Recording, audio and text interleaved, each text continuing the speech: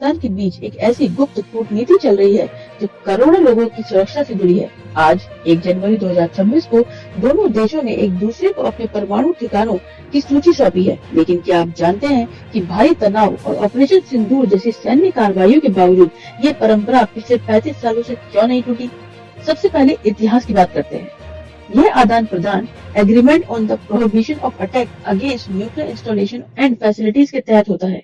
इस ऐतिहासिक समझौते पर 31 दिसंबर 1988 को तत्कालीन प्रधानमंत्री राजीव गांधी और बेनजीर भुट्टो ने हस्ताक्षर किए थे। यह 27 जनवरी 1991 से लागू हुआ और आज 2026 में यह इस तरह की सूचियों का लगातार 35वां आदान प्रदान है। अब सवाल उठता है कि इस लिस्ट में होता क्या है? दोनों देश एक दूसरे को अपने परमाणु ऊर्जा और रिसर्च रिएक्टर्स, यूरेनियम एनरिचमेंट सुविधाओं और आइसोटोप पृथक्करण संयंत्रों के सटीक अक्षांश और देशांतर यानी कि लैटिट्यूड एंड लॉन्गिट्यूड बताते हैं। इस संधि का मुख्य उद्देश्य यह है कि युद्ध या किसी भी सैन्य संघर्ष की स्थिति में दोनों देश इन चिन्हित ठिकानों पर हमला नहीं करेंगे। इससे परमाणु रेडिएशन से होने वाली महाविनाश की स्थिति को टाला जा सकता है। सिर्फ परमाणु ठिकाने ही नहीं, आज कैदियों की सूची भी साझा की गई है। विदेश मंत्रालय MEA के तहत आंकड़ों के अनुसार इस संधि का मुख्य उद्देश्य यह है कि युद्ध या किसी भी सैन्य संघर्ष की स्थिति में दोनों देश इन चिन्हित ठिकानों पर हमला नहीं करेंगे।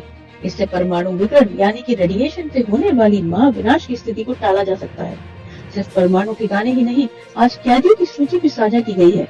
विदेश मंत्रालय MEA के ताजा आंकड़ों के अनुसार भारत में 391 पाकिस्तानी नागरिक कैदियों और 33 मछुआरों की सूची पाकिस्तान को सौंपी है।